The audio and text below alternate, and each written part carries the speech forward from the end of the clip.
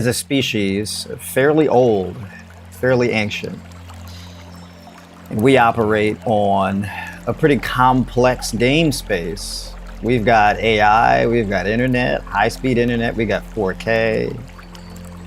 We have the modern conveniences of very advanced AI, touch screen.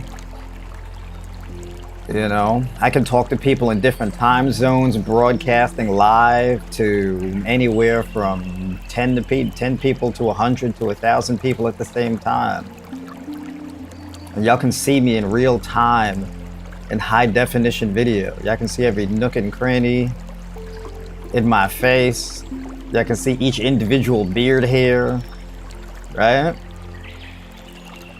It's nuts, the technology we have access to. We can go on YouTube, Instagram, TikTok. We can scroll through endless amounts of videos. We can watch hour-and-a-half videos. We can watch 30-second videos, 1-minute videos. You can watch hundreds of videos in one day, and you can scroll through. You can watch 5 seconds of 100 videos every day. You can scroll and scroll and scroll endlessly. Somebody's out in the Rocky Mountains, snowfall, you can skip. The next thing you know, it's a woman on the beach. You can skip, it's a cat video. You can skip, it's lizards and snakes, right? You can visually overload yourself. You can audibly overload yourself because there's nonstop stimulation. We've got complex jobs. We're typing in things into prompts. We're in live meetings on Zoom and Google Meet and all this. We're sending emails, we're doing all this. Very fast-paced stuff, right? A lot of real-time data and feedback. I was born in the 80s and largely grew up in the 90s. I remember when I was a kid, if you wanted to communicate with your friends, you had to leave your house, primarily. If you wanted to speak to them on the phone, you had to memorize their number or have it written down. You had to go to the phone on the wall. The wall had a jack that you could plug into the wall, and the phone would be hanging on the wall. And so for me, if I wanted to talk to a friend, if I wanted to call my friend, I had to wake up, I had to go downstairs. I had to grab the phone off the wall. I had to press the buttons for their phone number. I remember before you had to press 1 first and then their area code, there was a point in time you didn't have to press the area code, right? So if you was in New York City or whatever the case is, you didn't have to type in 917 and then the rest of their number. You just type in the number. And you hold the phone to your ear, and then their parents would pick up. And then you would have to ask their parents, hey, can I speak to my friend, right? There wasn't no touch screen, there wasn't all that. You had to wait for the phone to ring. They'd have to pick up the phone. You'd have to ask to speak to your friend. You'd have to wait for them to come to the phone, all this.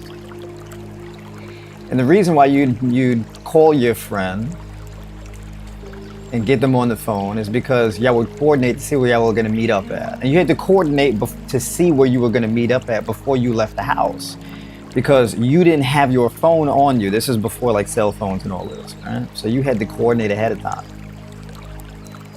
Y'all would have to make plans. Hey, at this time, we're gonna meet at this place. This is what I will be wearing, right? This kind of thing. Or you can yell out the window. We would do that sometimes. We would yell out the window in the morning. If we were close enough. I lived in a house and my cousin was around the corner. He lived in a house similar to mine. And then I had friends on the same block. And so we can go up, we can yell out the window. And we would talk to each other, yelling out the window, right? Video games didn't have high graphics, right? Video games were 8-bit, 16-bit and all this, right? This was back in the NES and Sega Genesis days. A video game was like max 2 hours. You couldn't really spend a whole lot of time playing a video game. We didn't have air conditioning. You had a fan in the window when it was hot. So we had every excuse to go outside. We had every excuse to socialize. And you had to be fairly good at socializing, because if you wouldn't, well, the social world, your friend circle, it would eat you alive for being weird. So there were skills that you had to cultivate. Planning, your stuff had to be fairly premeditated. You had to be fairly well adjusted socially, all this stuff. We used to hop fences, go to the park, play basketball, handball, stuff like this. We had basketball cards, we would trade cards, all this. Now you can have a social life and never leave your house. Even with television, I remember back in the day, before cable television, there was a few channels. What was it? It was Channel 11, Channel 9, Channel 7, Channel 5, and like Channel 2. Maybe sometimes Channel 30, what was it? Channel 31 or 13 would come on. Yeah, I mentioned Channel 7. It was, yeah, but I'm going from order, right? It was 31, it was 13, 11, 9, 7, 5, and Channel 2. And, well, if there wasn't anything on the television that was interesting, you couldn't scroll. That's it. There's nothing interesting on television. That's all you had. You had those handful of channels, and if there wasn't really anything interesting on those channels, and guess what? You just had to go find something else to do. Right? There was no scrolling. There wasn't no 30-second videos. There wasn't no 1 minute, 3 minute videos. There wasn't shorts. There wasn't reels. There wasn't TikToks. There was even a point in time where, after a certain point in time, what was it, like 11 o'clock, 12 o'clock, something like this, there were no television shows. That was it. Broadcast over. You just had to go to sleep. That's it. Nothing else on television.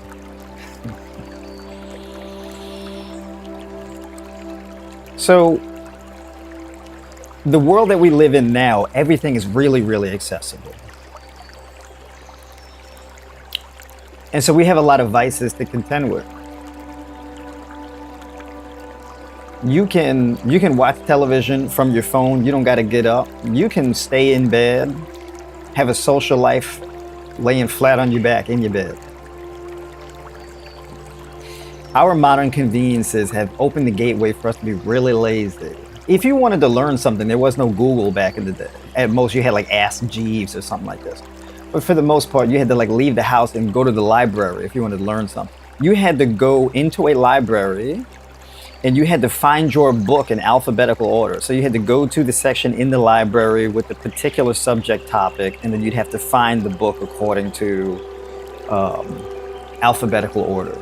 Or you had to go and ask the librarian, hey, I'm looking for a particular book, or I'm looking to learn about a particular subject. Right? Me growing up as a kid, we had encyclopedias in the house. And so you would learn things from the encyclopedia. You had to read. It wasn't like you can just watch a video on it. It wasn't like that. You had to read about a particular thing. You had to get up, leave your house to go learn stuff.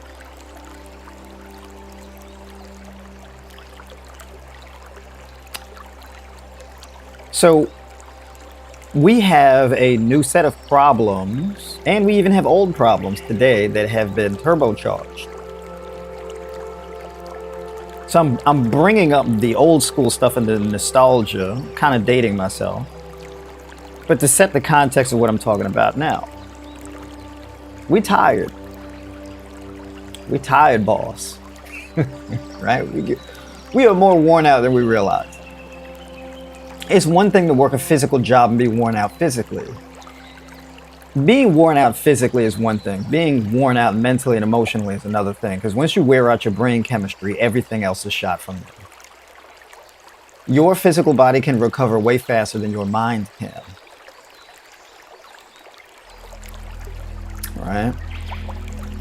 We live in a time now where human beings have not adapted to how easy it is to wear out and distort your brain chemistry. You can fry your nervous system with overstimulation.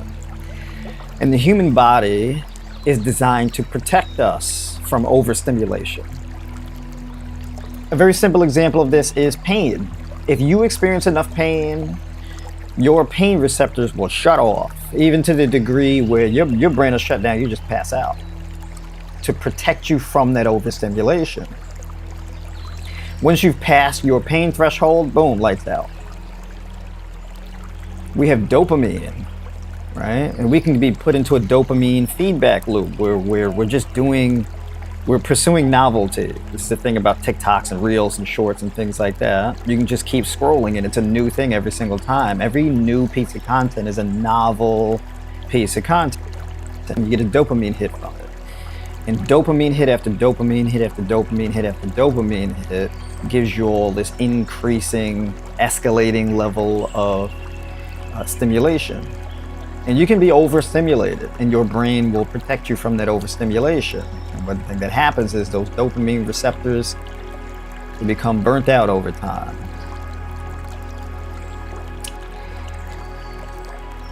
This is a very important thing to talk about because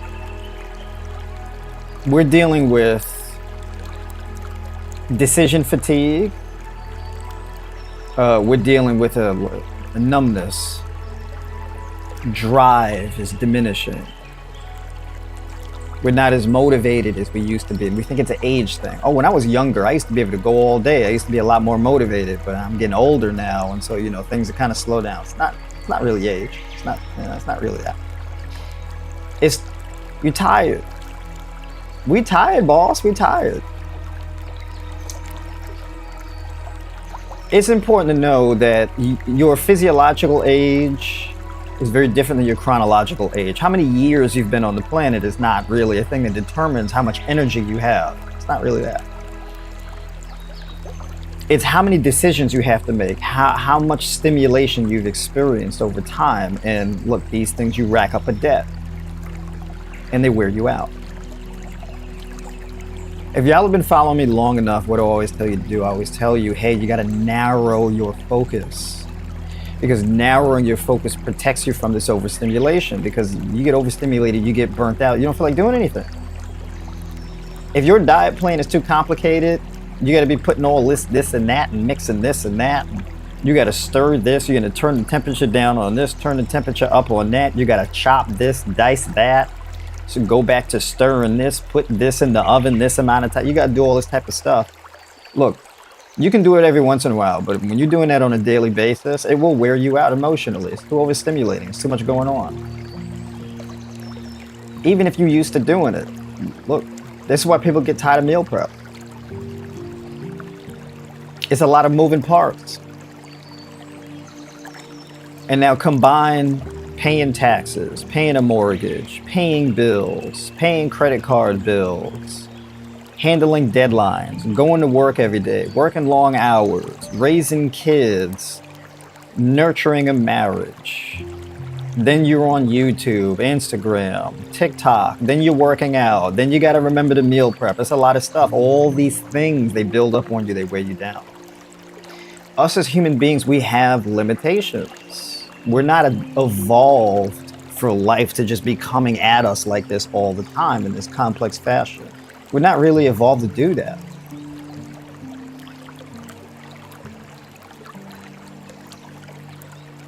There's a lot of conversation about men. Oh, it's a low testosterone epidemic, low testosterone, low testosterone. I get ads for testosterone supplements, testosterone boosters. I'm like, I don't even know why I'm getting these ads. I'm with testosterone motivation and drive. I don't have a problem with these things. I don't know why I get these things. But the algorithm is like, oh, that's a male, right? So I get ads like manscaping. Buy this thing. It makes it a lot easier to shave your balls. Get Marsman. It'll raise your testosterone. Take this pill. It'll get you an erection that'll last for 36 hours. I'm like, why am I, No. But I get it, right? You got alienation from your labor because you go to a job every day, you work long hours, but you don't own your labor. You're selling your labor and your time to an employer. And that employer tries to get as much of your labor and time as possible and wants to pay you as little as possible. not a favorable set of circumstances, and you kind of know this is happening. You're being sucked dry and it's wearing you out. And it's overstimulating. You're not getting a whole lot in return. It's creating alienation. Right? This is another issue we have. And as a man, your problem is not really the testosterone or raising your testosterone. In order to raise your testosterone, you have to fix something else further along the chain. You got to reverse the overstimulation. You have to get dopamine resensitization. Right? This is also the case for women, right? Because you can collapse your progesterone levels to the point where you miss your menstrual cycle. You go through early menopause, things like this. Right? Women go through menopause, men go through andropause. Kind of the same thing, but not. There are a lot of differences between men and women, but fundamentally, not a whole lot.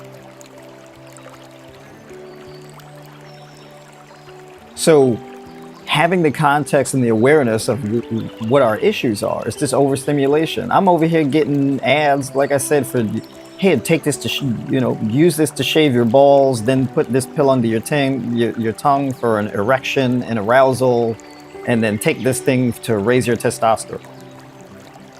I'm like, these things don't even apply to me. I'm not even looking for stuff like this. I don't even know why I'm getting ads like this. It don't make no sense. But it's an indication of the times. That's kind of why I'm talking about this, because I see the ads, and I'm like, if I'm getting these ads, I know everybody's getting these ads, because these ads don't have anything to do with what my interests are. But this is a sign of like, look, we're just over, and there's an attention economy, and you have all, social media influencers and things like this, and they're doing things to gain your attention. Right? So we have all the jump cuts and the stock footage and the AI generated videos and all of this type of stuff to create attention. And I get it, right? Attention span is declining, and attention span is not declining because we're getting dumber necessarily. We're overstimulated. And it's too easy to get what we want. It's too easy. So yeah, put this thing under your tongue to get an erection, because, well, that's easy. But what about like fixing your diet, doing the mental work, working on your mindset, changing your bedtime to get to bed earlier, being more exposed to direct sunlight, being outside and watching the sunrise or the sunset, this type of thing.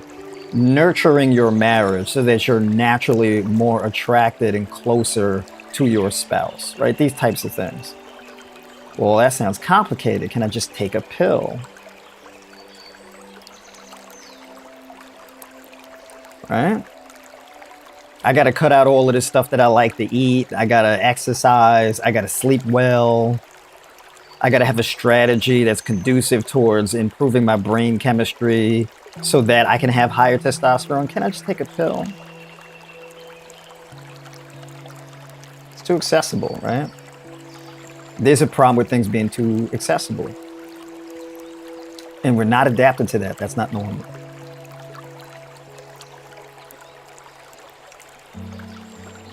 So we tired.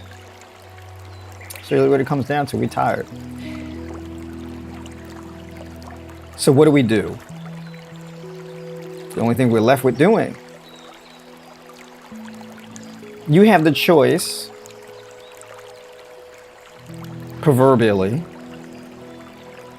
of sitting on your couch, having a coffee table in front of you with a remote on it, and then there's a TV. You can whip out your phone and just watch TV on your phone, or you can get up, grab the remote, and turn the television on and watch TV that way. Or you can get up, walk past the remote, press the button on the television to change the channel and whatnot on the television manual. Those are your three options in life. You can extrapolate that to life. You can just take a pill, or you can start making lifestyle changes. The lifestyle changes is the thing that's really going to give you the buck. It ends up being cheaper too, and it ends up giving you more benefits, even benefits that you weren't really expecting.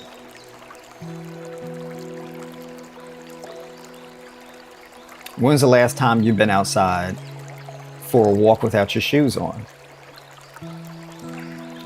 When was the last time you were outside early enough to catch the sunrise?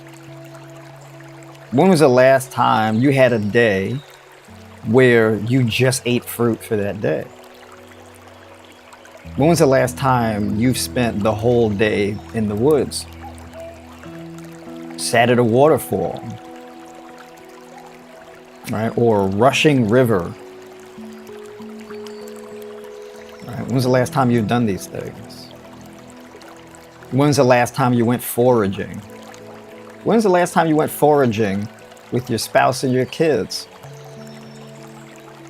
When was the last time you washed clothes outside in a bucket and hang them on a clothing line?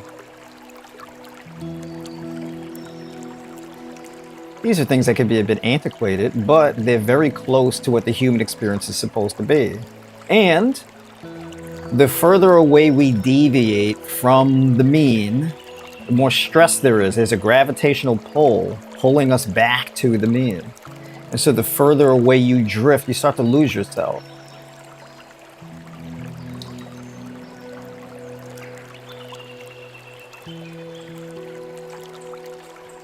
When people say, I haven't been feeling like myself lately, it's probably because you deviated too far from the mean.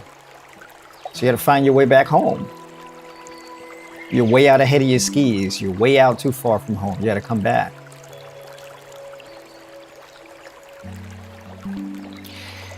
So rather than necessarily taking a pill or putting something underneath your tongue or whatever the case is, sometimes you just need to do something a lot simpler than that.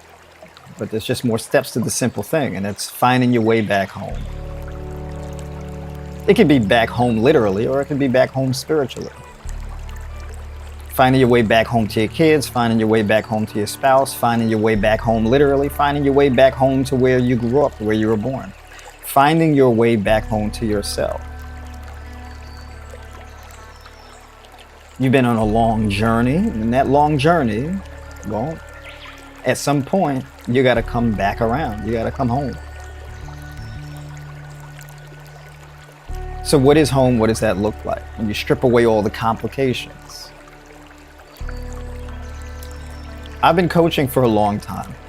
I've been saying the same thing for years, and it just works. There are rules. Rule number one, the program is undefeated and will remain that way. Nobody defeats the program. All of us exist within a game space, and that game space has rules, and when we break those rules, those are rules that I often refer to as universal law.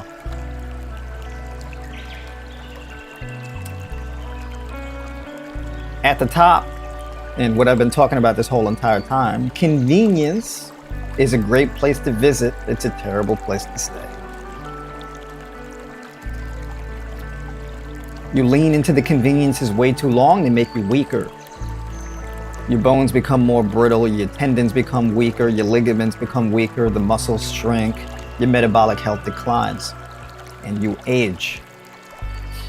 And you feel the aging process, and rather than blaming it on your physiological condition based on your habits, you blame it on how many years you've been on the planet, how many times you've made it all the way around the sun.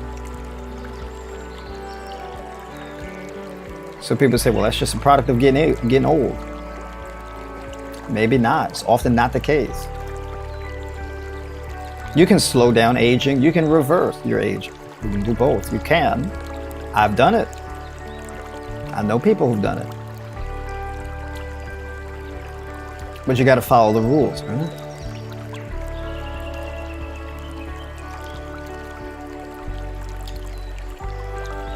One of the main steps, actually the first step of self-development is discovery of yourself. And this is important because there are faults.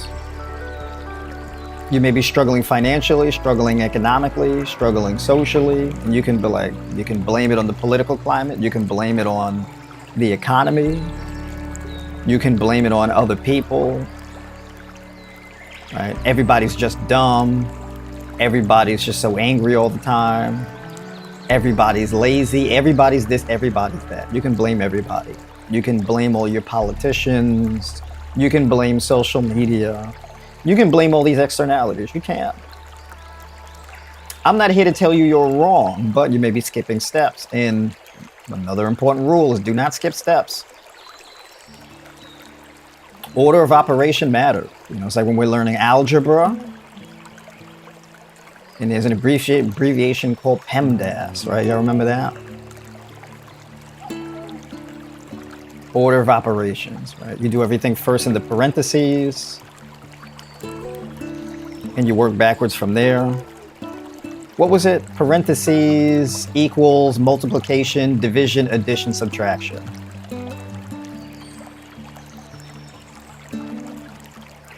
And that abbreviation, that acronym, basically is a reminder of the order of operations to solve that algebraic equation.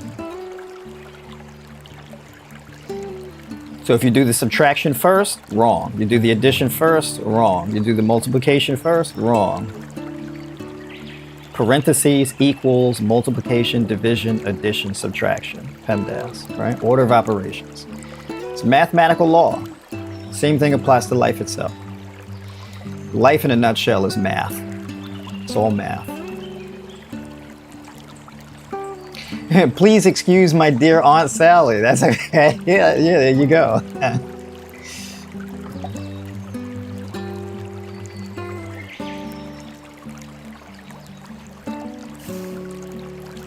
So the first thing you do in mindset and self-development is answering the question of I am.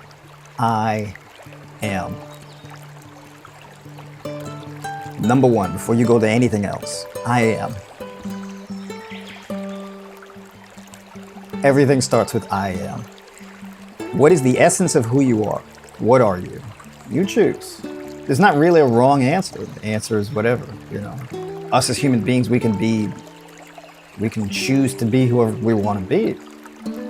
But you got to work for it.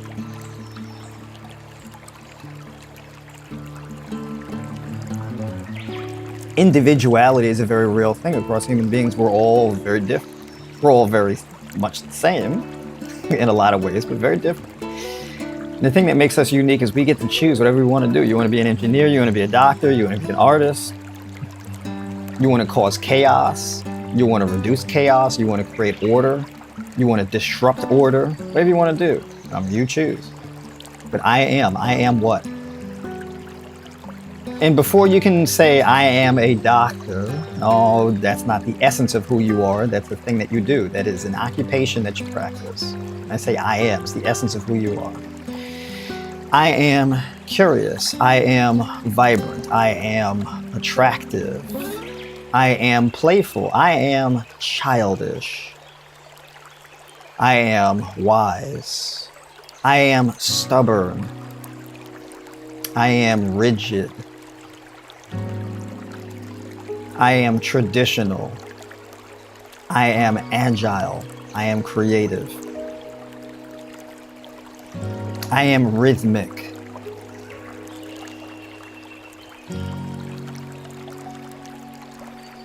These are the kind of traits where you start with I am, and then you expand from there, because the essence of who you are would tell you what, as far as an occupation is concerned, what suits you based on your traits. I am chaotic.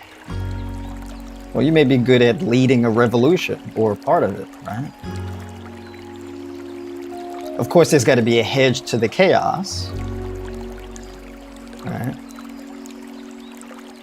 Because chaos implies violent, explosive energy, force, movement, right? And chaos can be very magical and very beautiful, or it can be very destructive and very ugly. So how you cultivate it and how you demonstrate it matters. But if you say, I am chaotic, I am chaos, okay, you're going to need to pair some traits along with that in order to contain it, in order to control it, in order to leverage it. Because without those other traits that you can use to leverage it, well, it can destroy you and everything around you. It's that kind of thing, right? So this is why we start with I am. It implies multiple traits, and these traits come together and they balance each other out, right? A tree is not just wood. A tree is not just leaves. A tree is not just branches. A tree is not just wood. It's not just roots. It's a mix of all kinds of things. A tree is a timekeeper. A tree is a home. A tree is a resource. A tree is the foundation for creation, right? A tree is the blood vessel of the planet, a conduit. It's a lot of different things. It has the essence of what a tree is. There's a lot of different things that make it this majestic thing, right?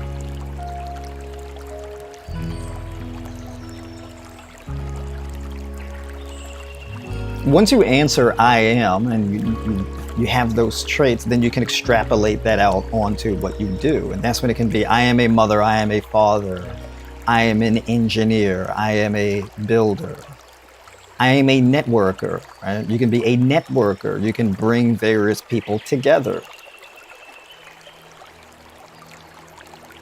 I am attractive. Well, that's a good trait for a networker.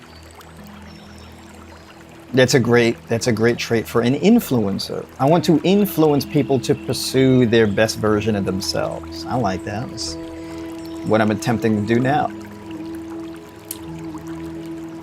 The reason why I'm bringing that up is because once I inject the question of I am, once we open up those possibilities, once we cultivate that curiosity, the fatigue dissipates.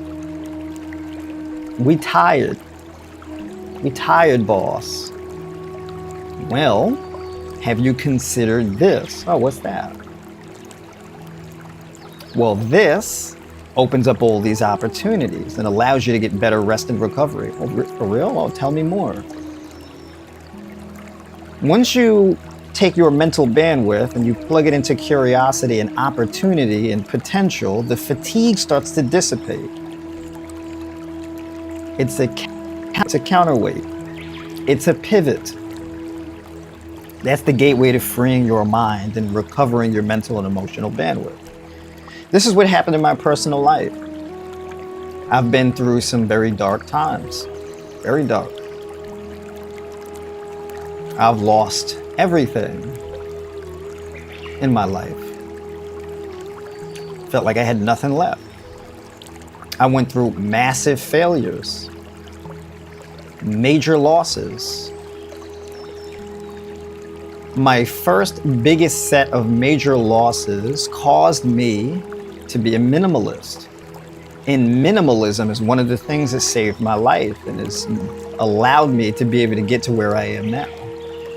One of the benefits of being a minimalist is you're able to let go of things that you don't really need, because you're holding on to a lot of things that you feel you need, and you feel like you need them because you've had them for so long.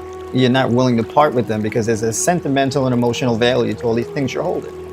But the more things you take on and the more things you hold, the less opportunity you have. You have less room to take on more things.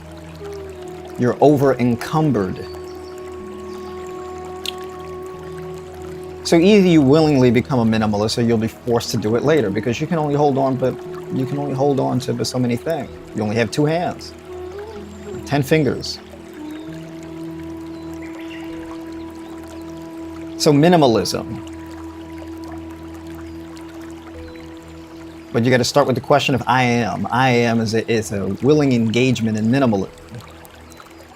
All the complexities of the world, there's all these things you don't like, there's all these places you don't like, there's all these people you don't like, there's all these circumstances you don't like, there's all these things you don't like. Fine.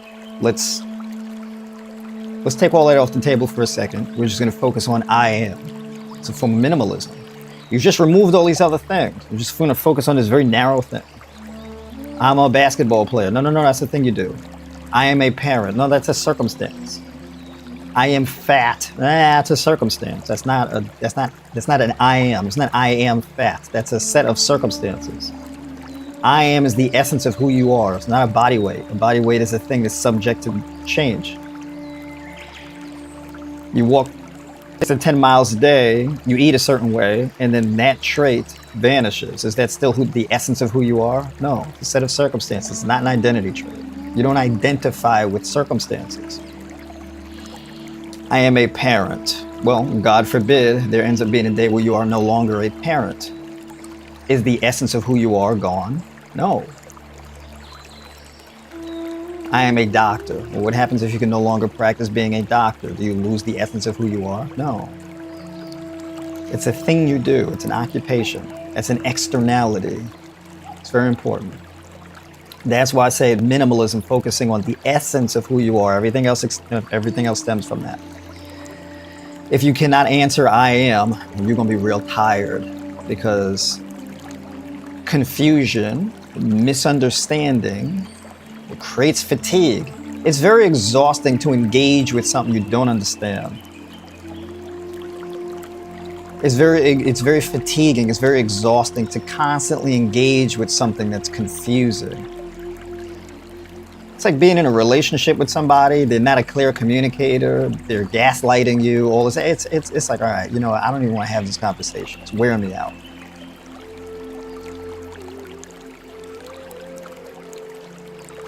You may have too many complaints.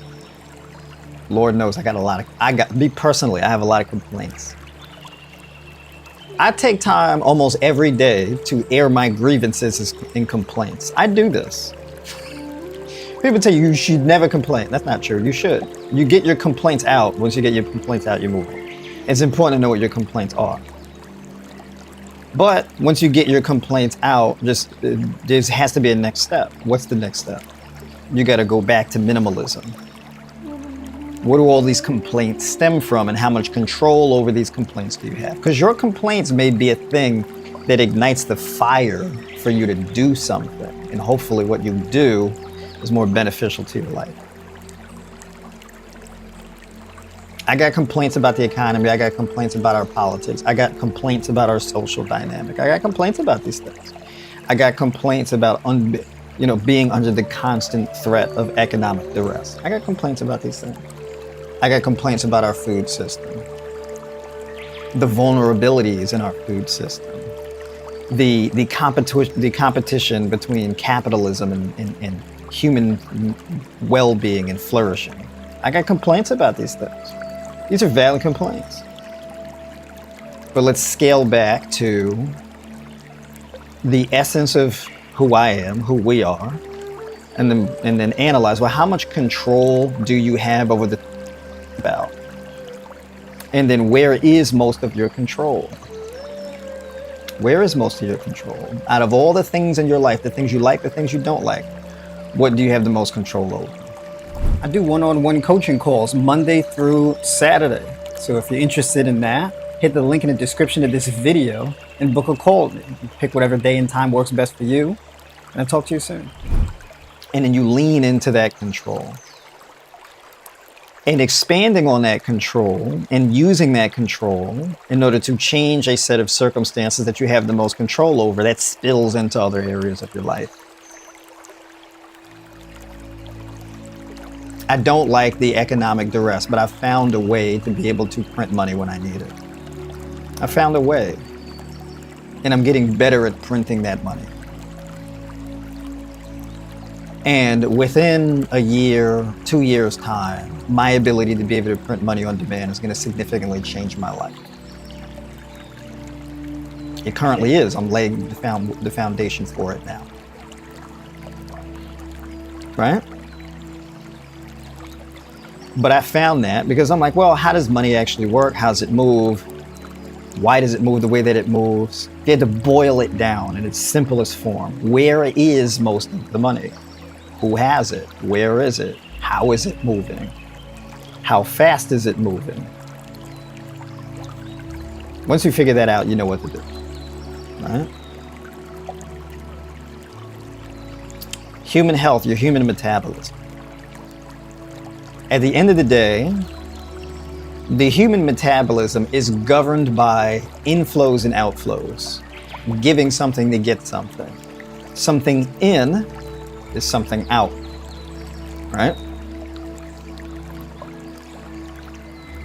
Out of all the things that you don't like about the human metabolism, meaning disease, disorders, metabolic disease, metabolic disorder, foundationally, fundamentally, what is the root causes of these problems, other than like food poisoning and things like this?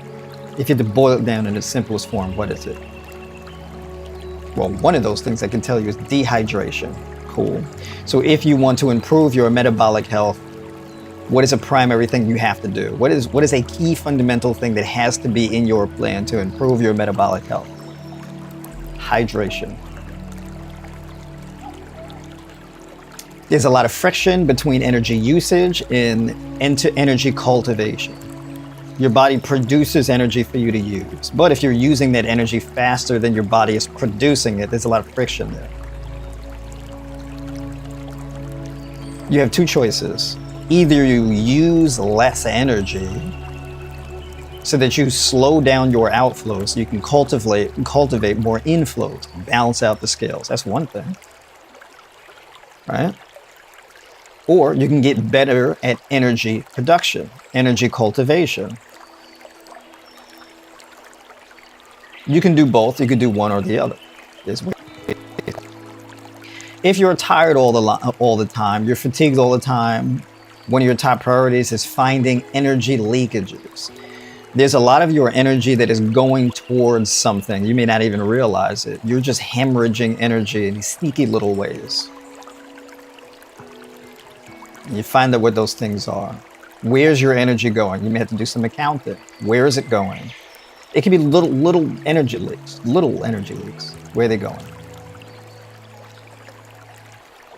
And then energy cultivation. In order for your body to cultivate energy, what do you need? Hydration, oxygen saturation, right? You have to improve your breathing, which means your breathing has to be very efficient at absorbing oxygen to saturate your cells with oxygen. That oxygen is the basis for thermogenesis and energy development. Hydration is a vehicle for oxygen saturation. You cannot deliver oxygen to your cells without hydration, right?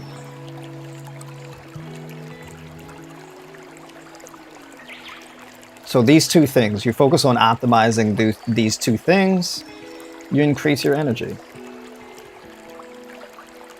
So you do something, and then when you do that thing, you get something back in return, something for something, like quid pro quo, right? It's important to think about life in those kind of ways. There's no other way to do it because the program is undefeated.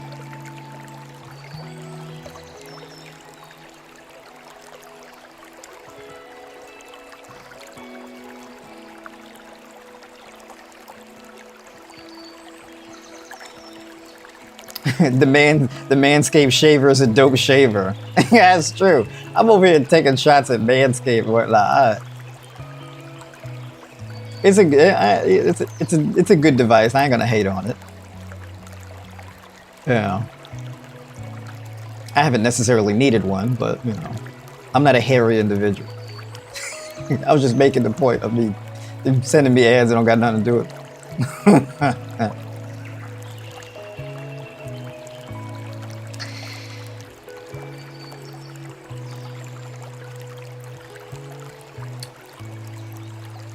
You got a lot of tasks in life. You got a lot of responsibilities. You got a lot of things that you're doing. You may have, let's say you want to lose a lot of weight or you want to gain weight. If you want to gain weight, you want to become a larger human being, right? People ask me, I'm on a raw vegan diet, I'm losing a lot of weight. Okay, well, you have to know exactly what your inflows are. You got to know what your outflows are. I'm eating 2,600 calories a day. I'm losing weight rapidly. Well, you may need to recheck your math. Are you actually consuming 2,500 to 2,600 calories a day? Because if you're losing weight rapidly, that would imply that your energy outflows are far exceeding your energy inflows. And if your energy inflows is like, let's say a value of 2,500 to 2,600 calories, well, it begs the question, is that number correct? And then number two, what are your outflows? There may be a hitch in your math somewhere, right? You got some energy leakages that are getting a little out of control. Weight loss is a bit different. You're struggling to lose weight. If you're struggling to lose weight, you're holding on to a lot of body fat. It's an inflows and outflows thing. It is to a degree. But the interesting thing about weight loss or struggling to lose weight is there's a lot of friction between energy inflows and outflows. And what you want to do is you want to be able to choose more adequately what you're using for energy. And you want to be able to control the process in which your body is cultivating energy. Is the energy being developed from fat, right? Is your body pulling energy from stored fat? Is it pulling energy from stored glycogen in your liver, in your muscle tissue? Where's it coming from? And then hormonal balance, right?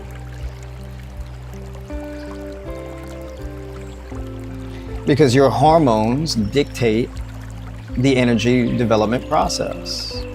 Your energy can largely be coming from muscle tissue and not fat. If that's happening, you're over encumbered with stress, way too much stress going on. So the priority has to be stress reduction. And when I say stress, what I mean by stress is a threat to your survival odds. You can store fat all day. Your body will prioritize storing fat if it perceives itself to be under threat. Your body will hold on to fat if it's like, oh, we're in like resource deprivation. We're in danger. Muscle is very metabolically expensive. It's very expensive. And there's an economy that governs your body's energy system. Fat is way cheaper than muscle. Muscle's very expensive, fat's very cheap. If your body has to make a choice, it's going to get rid of the thing that has the highest budget and lean into the cheaper thing. So it'll prioritize maintaining and keeping the cheaper thing and getting rid of the more expensive thing. It's like downsizing, right? You got a large house, a large apartment, or whatever the case is, and you're not making enough money to be able to afford to keep it. You might have to do some downsizing. The human body's the same exact way. But when you reduce the stress, you improve your sun exposure, you improve your sleep quality, you improve hydration, and there's an abundance of resources, your body says, we're safe. And that inclines your body to be more likely to gain and hold on to muscle mass and get rid of the fat mass, the extra fat mass that it feels it doesn't need. That's just how it works. Your body don't care if you want a six-pack. You're not going to sit up here and work yourself to the bone and slave yourself for a six-pack. You can try it. It may even work for a little bit, but you're going to have to give up something for something. Quid pro quo. So if you slave yourself, you cut your food intake, you starve yourself, you get down your body fat, you imagine to do it. And you can get there likely in your early 20s, something like that, but as you get older, it's harder to do that repeatedly. The body becomes more resistant to doing it every time you do it because your body adapts. So if you lose a lot of weight and then you gain it back, it's going to be harder to lose it again, and it becomes harder and harder to keep losing it because your body adapts to it. Your body goes, oh, this happened before, I lost way too much body fat. So you want to get rid of the body fat, but your body wants to keep it because your body's like, hey, we're in danger. I'm not trying to give this up. We need this. Stored body fat is like canned beans. If the fresh produce runs out in the grocery store, guess where you're going to go? Canned beans, canned foods. We don't have the luxury of expensive, fresh produce. That's for the good times. So you need good times. So for those of us who are 30, 35, 40, 45, 50, 55, 60, 65 years old, 70 plus, all this, the rules are a bit different. Stress management, because you got a lot of miles on you. Your body had to adapt to a lot of struggle, had to adapt to a lot of danger. had to adapt to a lot of friction, right? So if you've managed to live to 60, 65, 70, 75 years old, it's because your body got really good at not dying. And your body wants to not die for as long as possible, and it will do what it has to do in order to not die. Don't care if you want a six-pack or not. Don't care. The body is like, I just want to not die. All that, you want extra lines in your stomach, you want your stomach to be all flat and all this, don't care. We can have a flat stomach if it is safe to do so. All right?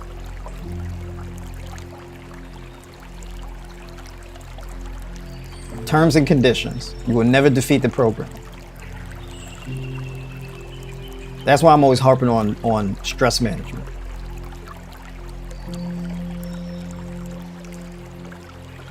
Got to know the rules. So if you're 45 years old and you're listening to a 20-year-old telling you how to lose weight,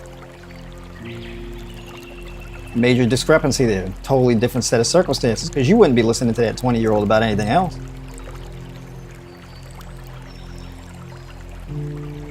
You have a 20-year-old lecture you about having a healthy marriage when you've been married for 15, 20 years? And they not married? Or they've been married for like 2 years? No. You're gonna be like, well, you got some experience left to gain before you can really talk to me about this. Right?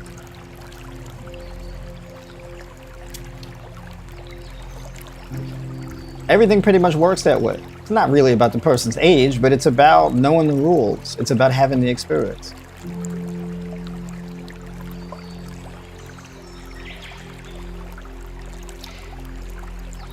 So what people would say to me, well, if I'm 65 years old, why should I listen to you about health stuff? Well, you don't have to listen to me. But it's probably a good idea to do so, because you may want to listen to somebody who knows the rules. I don't advise people on what to do based on what works for me. That's a breaking of the rules. Right? If you're on the west side of town, I'm on the east side of town, I have to give you directions for you to get to where you want to go based on where you are, not where I am. We're on different sides of town. Right? When you go into Google Maps and you want directions on how to get somewhere, it's going to ask you first, where are you currently located? And then where do you want to go? It's not based on anybody else's location, it's based on yours. With my coaching, I do the same exact thing.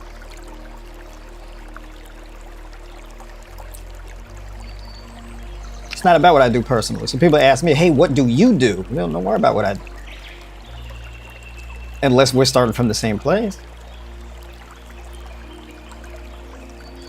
Those are the rules.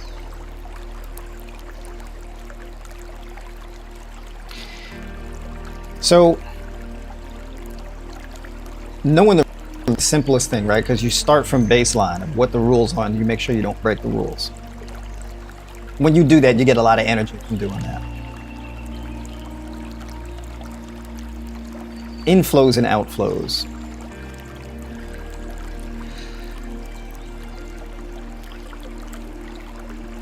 Pressure works and stress works in a very particular way. Stress can be a very good thing, but stress becomes deeply problematic if you push too heavily into it. Become more overextended, you get burnt.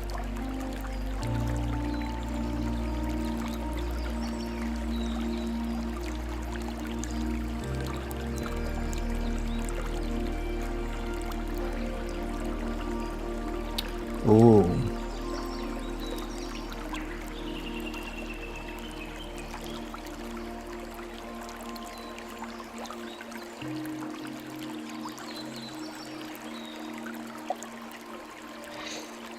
So,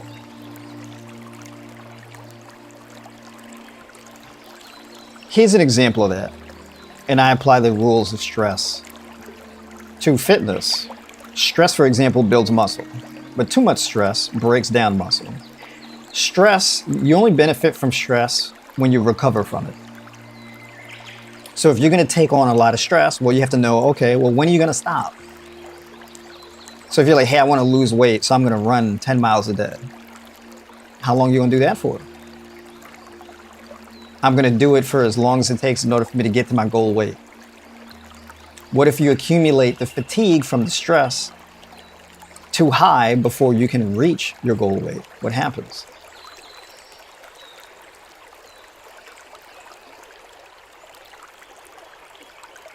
You don't run the 10 miles until you reach your goal weight. That's not really how that works, because you'll accumulate too much fatigue oftentimes before you get there. If you have to lose a tremendous amount of weight, well, you're gonna have to play the long game. Right? The larger your goal is, pacing becomes a lot more important. You can do some real extreme crash diet stuff to drop like 5, 10, 15, 20 pounds, but if it's like you got to drop 50 to 100, 75, 125, 150 plus, and you want to do something real extreme to lose it real fast, well, you're going to have to give something up that you don't want to give up. That's a real extreme effort. And the thing is that it can work in your favor, or it can completely cut against you. It is a gamble. I often equate things to economics, and one of the economic examples that I use is trading. All right, let's say trading in a futures market. There's an asset you want to bet on. Let's say I want to place a trade on NVIDIA, right? Tech company. I want to put $10,000. I have $10,000 in cash. I want to place a $10,000 trade for NVIDIA. I want to make $1 million off of this $10,000 trade. Okay, what's your timeline? I want to be able to do it in 90 days. Okay. How much volatility is there on that chart, right? The price go up and down, is having these big swings? Or there's a lot of volatility, or there's enough to make that kind of money? Okay. How much leverage do you have to use? Meaning, how much money are you going to borrow from the exchange in order to amplify your trade? 10x, 20x, 30, 40x. You can go $10,000, 50x leverage. If the trade goes in your favor, oh, you can make crazy money. You make that $1 million real fast. But if the trade cuts against you, you blow your account, you lose that whole $10,000 overnight. And that price move real quick. The more leverage you use, it cuts against you, the emotions set in. And Lord knows it's a really emotional roller coaster. Most people can't handle those emotions. So yeah, if it works, oh, you're set. It's one of the greatest wins you'll ever have in your whole entire life. But if it don't, you're gonna lose that whole $10,000 real quick. And it's gonna hurt.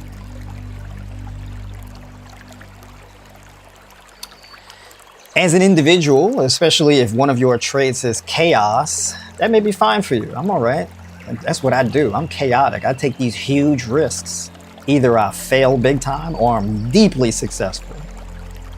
And go for it. Just a matter of what is your threshold for losses. There's consequences for that. You're going to have to give something up. And you're going to have to be okay with the loss. If it cuts against you, you're going to have to be okay with the loss. And do you have the emotional and mental bandwidth to be able to deal with the loss? How deep of a cut are you willing to take? So in pursuing a major weight loss, the more aggressive you get, the more of a risk you have of getting injured. And you get injured, you deal with the emotions of the injury, there's certain things you can't do, you have these physical handicaps, the weight's not coming off fast enough, it really wears on you mentally. We tired. Because overstimulation is often a result of the fatigue just being way too high and not enough recovery.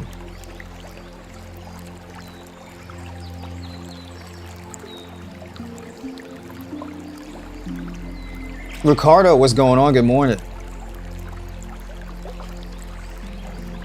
So these are some things to consider, right? So we come down to stress management, taking things off your plate. If you're gonna push real hard, you can say, hey, you know what, this week, I'm gonna push it 100%. I'm gonna train 7 days this week. But next week, I'm not really gonna train at all. So this week is gonna be a really hard week. Next week is gonna be a recovery week. Right? That's a good strategy. Or I'm gonna push really hard for this amount of time, 8 weeks, 12 weeks, I'm gonna push it real hard. Alternate day fasting, 36-hour fasts. I'm gonna go for, I'm gonna walk 6 to 10 miles on my fasting days. I'm gonna go to bed without eating in a fasted state. And on top of that, I'm gonna go fully raw on my diet. I'm gonna do that for 12 weeks. I'm gonna train with resistance bands, first thing in the morning, training through the sunrise. You do that, you do it consistently 12 weeks. Within that 12 weeks, you can drop a minimum of 20 pounds, or you can drop 40 pounds, 12 weeks. Some people 50 pounds, 60 pounds. They can come off real quick. It varies from person to person and how well you execute. What's your bedtime? What's your sleep quality? What are the thoughts you're thinking? How much do you have on your plate? You manage your stress well enough. You stay locked in. That 12-week push, you can drop 40 pounds. And then when you come off the strategy, maybe you gain back 10 of those pounds, but you're still at a net of 30 pounds down. You may give yourself another 8 weeks to kind of slow roll it, where you can gradually get back to dropping off those original 10 pounds that you gained back, or at least 5 of them. You recover your mental and emotional bandwidth from the journey of the alternate day fasting, and then you do your next 12 weeks. And so you can eat away with the weight loss. Right? You can say, well, what if instead of doing it for 12 weeks, what if I just did it for the whole year? And for a whole year, you're definitely going to drop that 100 pounds in that year. At least. But I'm telling you right now, it's not going to be easy. When you're in the long haul, it's not going to be easy. And where your most success is playing the long game. Because when you play the long game, there's less risk. You'll have challenging times, you'll have hard times, but you're not going to get knocked out of the game. If you decide I want to trade $10,000, but I'm only going to enter into a trade with 20 to 25% of the total $10,000. Small position size, high leverage. Only trade with the amount of money you're willing to lose. You have a solid strategy, 10 trades out of, let's say you win 6 trades out of 10. Still pretty good, 60% win rate. You're guaranteed to not blow your account, but the money that you gain, it may happen slower, but you significantly reduce your risk. And if you want long-term success, reduce your risk. It may take longer to get to where you want to go, but you significantly increase the likelihood of you getting there if you reduce the risk. Good risk management. Universal law.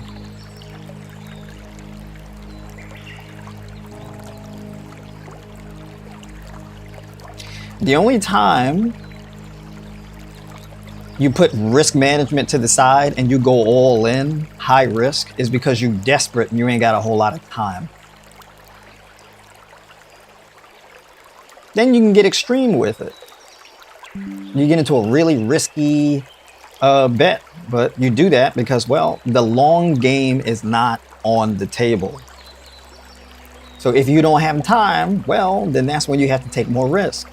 If you have more time, you take less risk. It's a sliding scale. When you entertain these conversations and you look at things, you filter things through this technical analysis, that starts to eat away at the fatigue. It starts to make life a little bit more exciting because now you have direction. It's a hedge against the fatigue. Focus, clarity, that eats away at the confusion that is causing you to be fatigued. And then if you have a strategy that narrows things down, you're not as overstimulated because you're taking excessive things off your plate. And when you take excess things off your plate, it often plugs up your energy leakages. So you reduce your energy leaks, you remove overstimulation, and then you remove the fatigue, confusion, when you create more clarity. And that's how you go from "we tired, boss" to "okay, we can do this. We got a direction. We're all in. You go in a straight line. You don't feel so fatigued anymore." It takes a while to get there. It happens day by day, gradually. But that internal dialogue, having that to create that clarity, plug up those energy leaks, get rid of the excess, trim the fat, get more dialed in, more narrow, more focus. Remove the confusion. You don't need more information.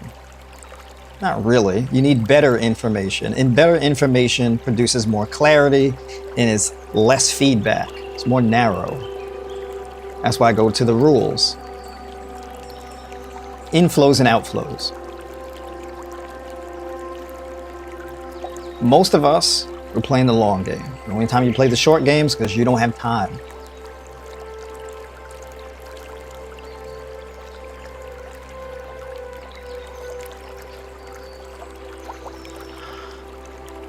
So I don't produce a whole lot of social media content. I just don't.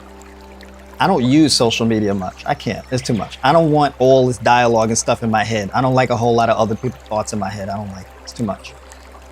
It wears me out. And for me, look, I'm a person, I don't like a lot of attention, to be honest with you. I don't. Which is kind of weird because people typically who make content on the internet, they want attention. I only want attention for specific things, and those specific things are mainly important areas of conversation where I can contribute to the discourse in a meaningful way to improve lives. I don't want attention for the sake of attention. Right?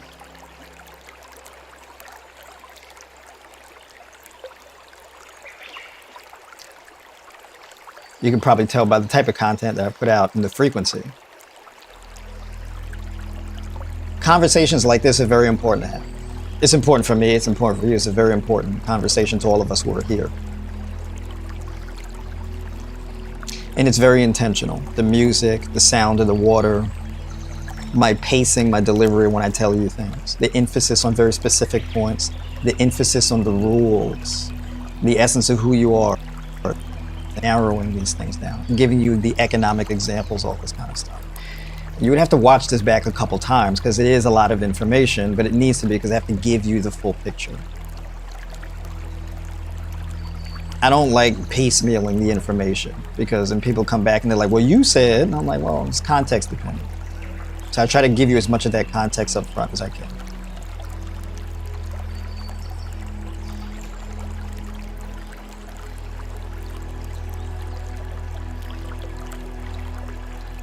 So me not eating enough is causing the weight not to budge. Remember I told you. And you know this. This is like the main struggle. Either you're going to be well fed or not eat at all. Remember I told you that? I've been saying this for years. It's a hard thing. I mean, it's such an easy thing to forget. Don't diddle in the middle.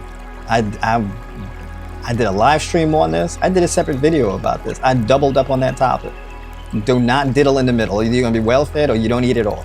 Either you fasting or you're well fed. And the raw vegan diet, the reason why I emphasize raw vegan so much is because a raw vegan diet is a way of eating more without overburdening, over-encumbering your digestive tract. That cooked food, it's heavy. Raw foods is light, but it's a lot of volume. More volume, right? You need more volume, but you also need just more density of energy. Right? You need, what do you need? Oxygen saturation, you need hydration. If you got to eat more, you got to start eating earlier, that's fine. I tell people, look, the fruitarian approach or the alternate day fasting, it's typically one or the other when it comes to something like weight loss, correcting metabolic health issues, something for something. I'm currently on week 5 of alternate day fasting. First time I tried it last year, I only made it to week 3. This year, I'm making a lot of progress. There we go. I just had to plan more effectively. There you go. I'm telling you, that alternate day, it just works. And if you want to eat every day, you want to do, you can do raw fruitarian. It works. You don't need all of this protein, and you don't need starchy foods and all, but you really don't. A raw fruitarian diet, it just narrows things down. It narrows the focus. You force your body to metabolize more fat because you ain't really taking in any fat. So your body's only going to be able to use what you got. Right? So basically a raw fruitarian diet is just water and energy. And if you give your body an abundance of water and energy, your metabolism is going to respond very effectively to that. Because if we tired, boss, because we don't got to be rated and we got a lack of energy, well, a fruitarian diet will fix that. Right? That's increasing your inflows of energy and you're getting better quality energy.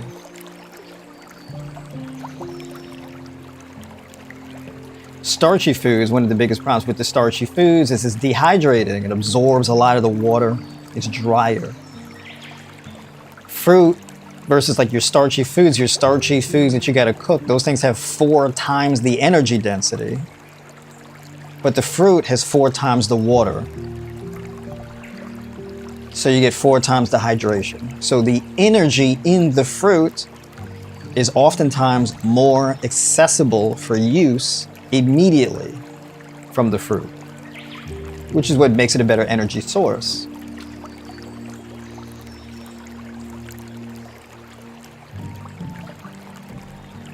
If you're going to eat more cooked foods, you're probably going to eat less frequently. Because you put too much cooked food in at one time, your body can't really process it as fast as it's coming in. So you can over-encumber your gut. It's not the case for everybody, but some people and a lot of people with metabolic or gut health issues, this is often the case for them.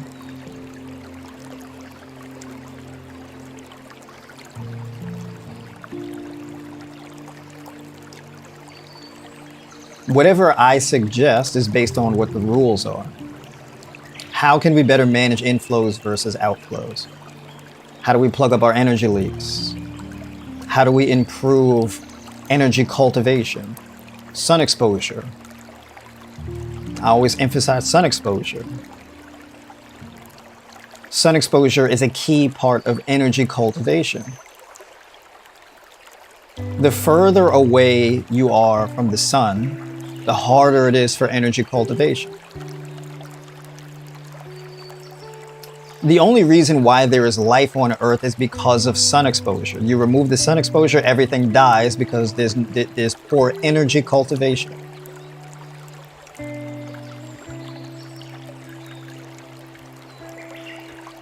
All comes back to that, right? The content you take in, the content you're watching, is it fatiguing you? Is it wearing you down? Is it causing you to have more negative thoughts? Negative thoughts result as energy leaks. All right?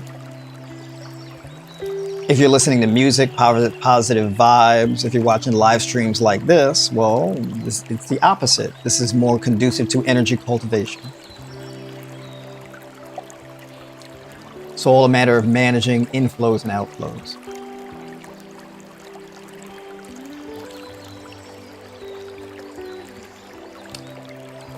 But I don't want to belabor the point. I think I've said enough. All right. I had one cooked meal the first week. After that, it's been straight raw. I'm breaking my fast with one of your salad recipes. There we go. Created a trend where I only began to crave fruits, nuts, and vegetables. That's right, we locked in. You're in the zone. That's right, big shout out to you.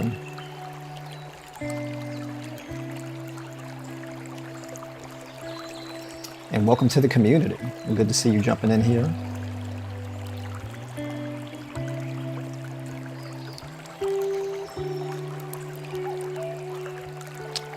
You said we spoke a year ago, by the way. Oh. I usually remember the people that I speak to. So if I get like a last name or some context behind the conversation that we had, or I see a face, I'll remember you.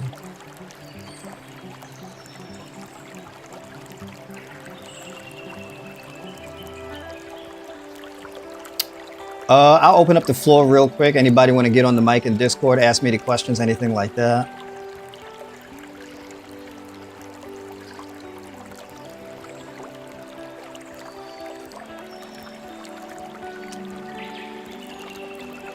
Any questions, any additional questions before we jump?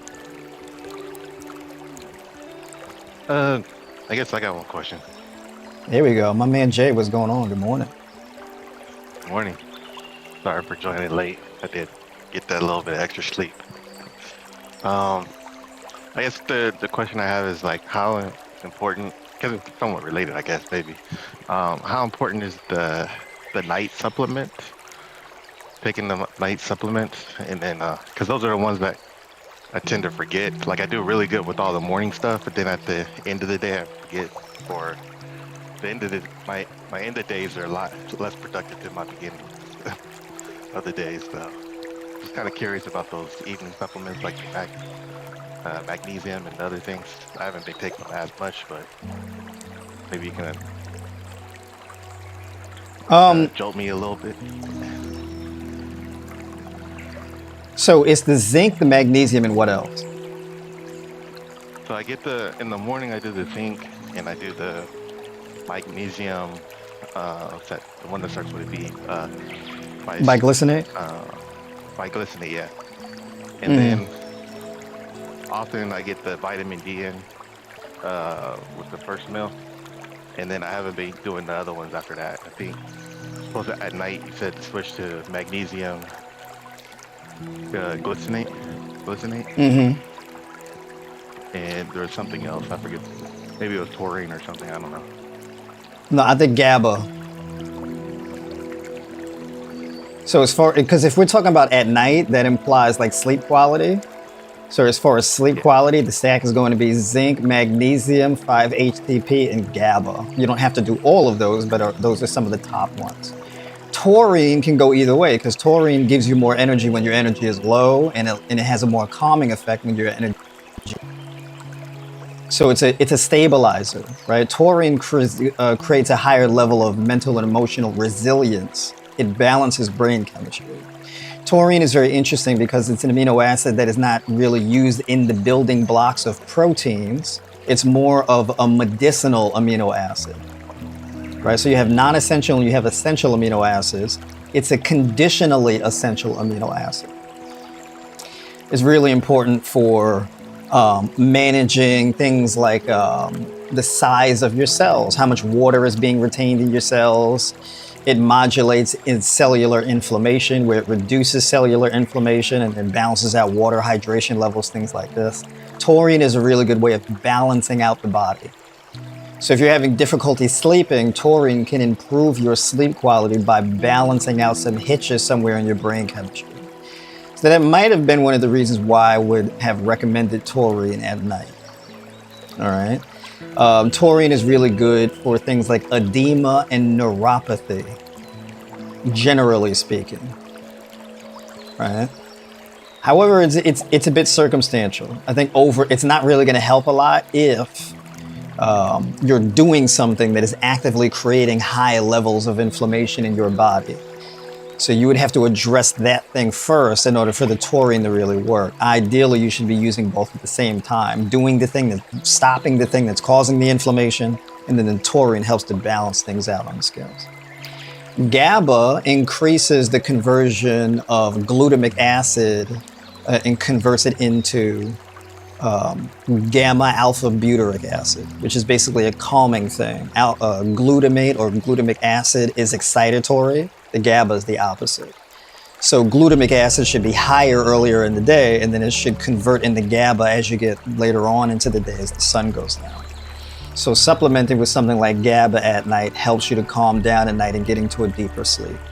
The magnesium and the zinc work together to bring your blood sugar down and increase insulin sensitivity. That's important because as your blood sugar comes down to an adequate fasted blood sugar level, and then you implement something like GABA, this causes a higher level of melatonin synthesis at night with the lights out. Melatonin kind of inhibits insulin from increasing. So there's a sliding scale between like melatonin and insulin. It's like a handshake agreement between the two. So ideally, you want to bring your blood sugar down to a fasted state and then have that spike in that melatonin at night before bed. So those type of supplements help to facilitate that process, which is why we recommend it.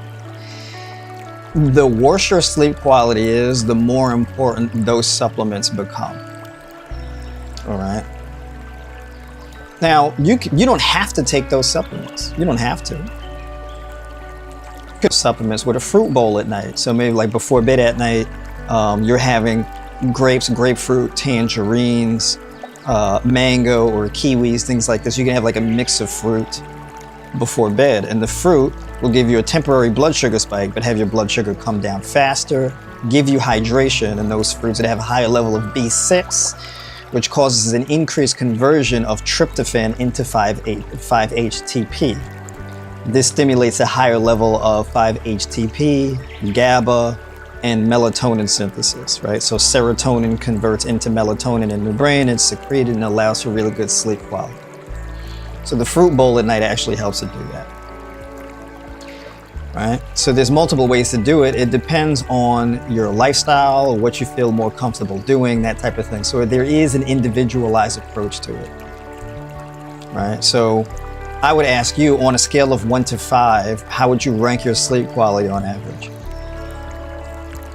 It's been getting worse, but I think it's probably gonna get a little bit better. I had like this mobile game I was playing. It's kind of a grinder sometimes, so that was cutting. Yeah, that was cutting my sleep. But then the other day I was able to finish everything sooner, but I still was having difficulties like waking up sooner and getting back to sleep. You know, so it could be that's a factor. But then I just realized I also wasn't doing the supplements either, so that usually helps. But I do the grapes, you know. I usually at night, you know, because like doing the mobile thing, like I'm fighting the craving, because that also like the mobile thing also kind of like creates like stupid craving sometimes, right? The entertainment, right? The what do you call it? Release of the serotonins and all of that stuff. I'm usually able to fight that off with the grapes and maybe like a grapefruit if I really need it. So, got you. But I've been staying on plan. Yeah, so I would say basically, you know, it's the gaming that's messing your sleep up. Yeah, That screen exposure, especially if you're having that screen exposure with all the lights out. Too much in your eyes at one time. Because basically your brain gets exposed to this blue light and interprets it as daylight. This is going to deeply interfere with melatonin secretion, and that's going to negatively affect your sleep quality. So the screen exposure and all that before night, that will reduce your sleep quality. And then the mobile gaming thing also, this is gonna wear out your dopamine sensitivity. You're getting too many dopamine hits, and that's also gonna negatively affect your sleep. Okay, so negatively affects the sleep, which negatively affects the results, basically, right? Yeah. Okay. All right. Yeah. So, as far as GABA, that's the first time I've heard of that one. what type of dosage should I be taking? Is it a pill? Is it a powder? Yeah, you can get it in a capsule or powder form. Normally 750 milligrams is enough. You can do it in a powder form, and I think you can do anywhere from 1,200 to 1,500 milligrams. Right, that works too. But a minimum, I would say, is like 750 typically is enough. All right, and then do I take it right before bed or an hour before bed or? Yeah, like 45 minutes before bed, something like this. Yeah. Okay. Mm. All right, and then one last question. So like sometimes like when you're online, like they'll be saying like certain supplements or certain manufacturers might put like lead or something like that in some of these supplements. Oh, I think that's really a thing. You said putting lead in the set? No, I mean you can have, and this is where you could do like a like study for like if lead is showing up in a supplement, it's probably because they're getting heavy metal leaching into the product because of the machinery that they're processing it on. Lead contamination typically though is usually an issue with like whey protein powders and things like this. But you can actually look up online third-party testing for supplements to see what type of score they got for like heavy metal contamination, things like this. Okay. Yeah, I'd like to do that. It's just sometimes I look at certain things and I'm like, is this white powder supposed to have like, like silver grains in there? Sorry No. about that, this train. No, it's not. Getting my morning walk in. Gotcha. Okay. Yeah. And No, so definitely not. No. Yeah. So like, so I'm like, okay, maybe it's there because I took off this like the wrapper. Like in the wrapper kind of has like the silver stuff. On the bottom of it that's thick, that's glued to the top. So, but then I don't know. I got some more investigation to do, but you're right. It's not supposed to have that in there. So, I'll figure it out. But I think Absolutely. I need to go and look at which ones I have, and then even look at that lead testing report you're talking about, and then just picking a better product maybe. Mm-hmm. I think you mentioned that you do the Thorn one. Yeah. That's a pretty high quality. Cause I've been doing like the one that comes with Amazon. It comes in like I think it's essentials or something like that. Like the usually white and blue. I forget the name of the brand. Nature? No, I don't know. Probably not Nature, but anyway, I'll look into it. Okay, gotcha. All right. Let's see. Miss D, how do I stop inflammation if it's allergy related? That means I cannot control the stress. You can modulate the stress with taurine. I know I recommended the taurine to you a ways back. Taurine is really good for that sort of thing. Yeah. Yeah, the taurine is really good for improving blood pressure, blood sugar, edema, neuropathy, things like this. Yeah.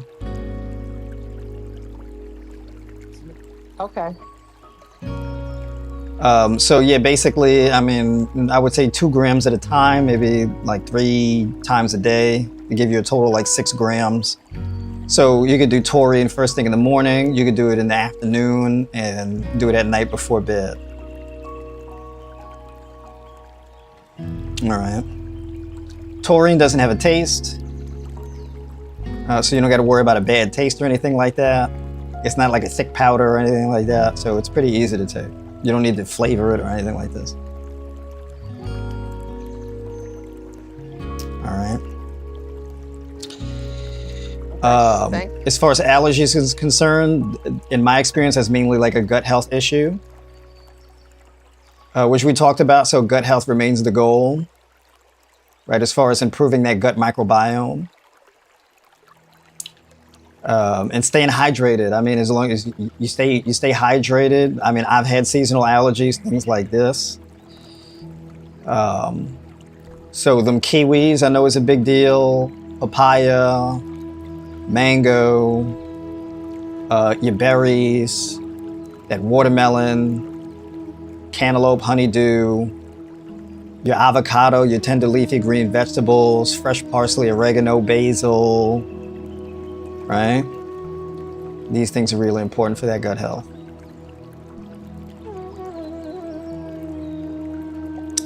All right. Well, yeah, we've been on here for a while. Rockin', appreciate y'all for tuning in Thanks, this Coach. morning.